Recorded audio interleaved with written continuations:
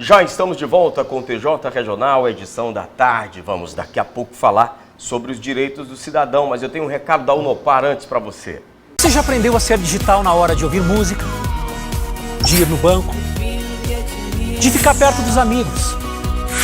E agora, você vai ser digital até na hora de estudar. Com a Unopar Graduação Digital, a pioneira em EAD está inovando mais uma vez.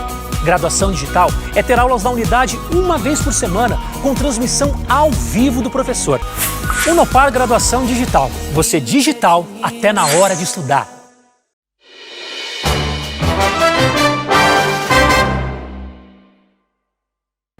Aqui conosco, como em todas as sextas-feiras, Dr. Renato Teixeira, defensor público e aqui representando a Defensoria. Boa tarde, doutor Renato. Boa tarde, Nilvan. Boa tarde a todos os telespectadores. Obrigado mais uma vez pela oportunidade.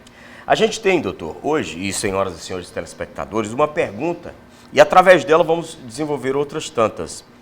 Sou morador de Tucuruí e uma empresa de ônibus se recusa a fornecer passagens intermunicipais gratuitas a idosos. O que fazer, doutor? Em razão dessa pergunta, nós vamos esclarecer aqui algumas outras dúvidas referentes a esse tema. Qual é a idade que a pessoa passa a ter direito a essa gratuidade nas passagens? E como é que ela deve proceder diante de uma recusa como essa? A empresa intermunicipal, ou seja, de um município para o outro, né, doutor? Como proceder nestes casos? Bem, em relação à idade, toda pessoa com 65 anos ou mais tem direito a essa gratuidade na passagem do transporte rodoviário, seja intermunicipal, seja interestadual. Então, o direito ela possui.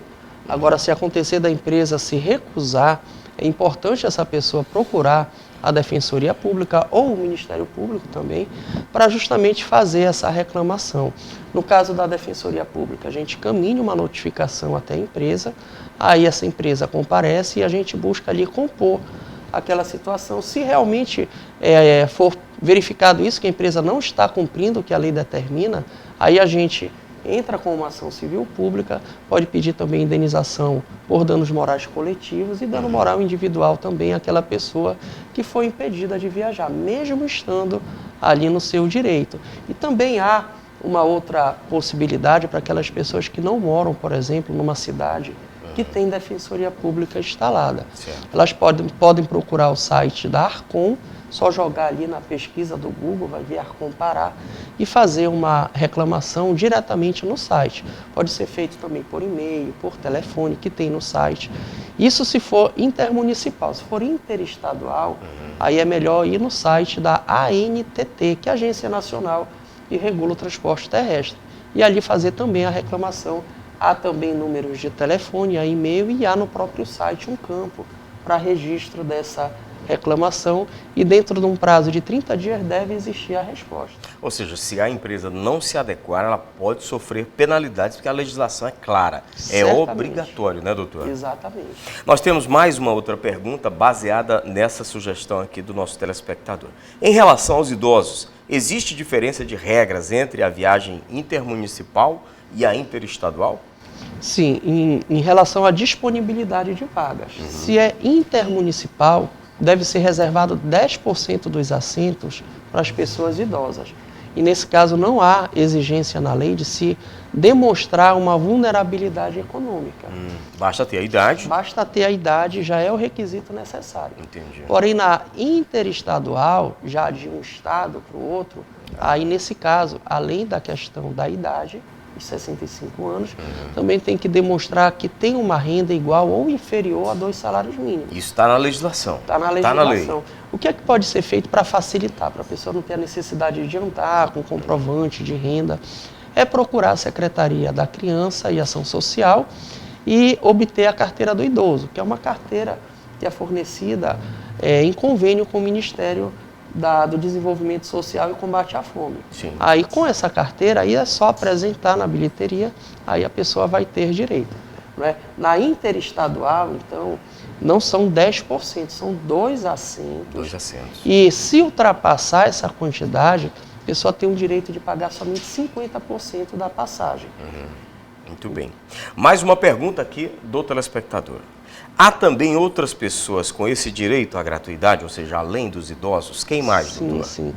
por exemplo, os deficientes, seja aquela deficiência sensorial, motora, deficiência física, também as crianças com menos de 6 anos, os policiais, militares, civis, os carteiros que estejam em serviço. Em serviço. Esses também, isso, em serviço. Esses também têm direito a essa gratuidade. Não pode dar carteirada quando estiver fora do horário de trabalho. Não, a lei, ela disponibiliza quando a pessoa está em serviço. Mas claro que a gente vê uma prática, né, de dispensar, de dar uma cortesia quando a pessoa, né, se identifica como policial, mas não há uma determinação legal para isso, para essa gratuidade. Ok. Vamos a mais uma pergunta. Quem possui o direito à meia passagem, doutor? Bem, meia passagem, aí já são aqueles estudantes que estão regularmente matriculados, seja na rede pública, na rede privada, do ensino fundamental, ensino médio, superior. Comprovando esse requisito, aí ele tem direito e vai ter que também tirar a sua carteira, né, para a meia passagem, vai justamente ter esse direito de pagar somente 50% do valor da passagem. Eu lhe pergunto, intermunicipal também vale para essa regra? Ou seja, o rapaz ele mora em Tucuruí, por exemplo, estuda num polo de uma universidade em Jacundá, suponhamos. Sim, sim. Também se estende também. Se estende, né? Ok. Temos aqui uma última pergunta. Como é que funciona o transporte urbano no que diz respeito à gratuidade? Ou seja, aquele dentro da cidade. Isso, doutor? Aí cada município ele pode legislar quanto a isso. Então, há municípios que já colocam uma idade de 60 anos e não 65, que é o que normalmente acontece. Aí esse idoso, ele com 60 anos, é interessante também ter na sua carteira, ou a pessoa com deficiência também tem direito a essa gratuidade, vai poder utilizar o serviço público urbano, né, de transporte normalmente. Agora, na ausência de uma legislação municipal criada pela Câmara de Vereadores, por exemplo, para regulamentar isso em nível de município, essa legislação estadual, por exemplo, ela já legisla acerca disso para o município também, doutor? Exatamente. Por quê? Porque é uma competência concorrente. Tanto pode legislar o município, como pode legislar o Estado, pode legislar a União. Aí a gente vai utilizar a legislação referente ao Estatuto da Pessoa com Deficiência, ao Estatuto do Idoso, que vem trazendo essa regra. Só que a regra aí é de 65 anos, por exemplo, em relação ao idoso.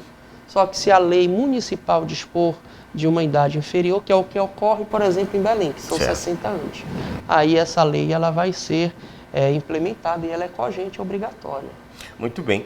Olha, na sexta-feira que vem abordaremos outro tema aqui no programa. Dê a sua sugestão, inclusive mande as suas perguntas agora para o nosso WhatsApp que você vê na tela. Doutor Renato, muito obrigado mais uma vez pela sua participação. Muito obrigado, então, boa tarde a todos. Tenham todos um excelente final de semana. Até segunda-feira, se Deus quiser. Continue com a gente aqui na TV Floresta, no SBT.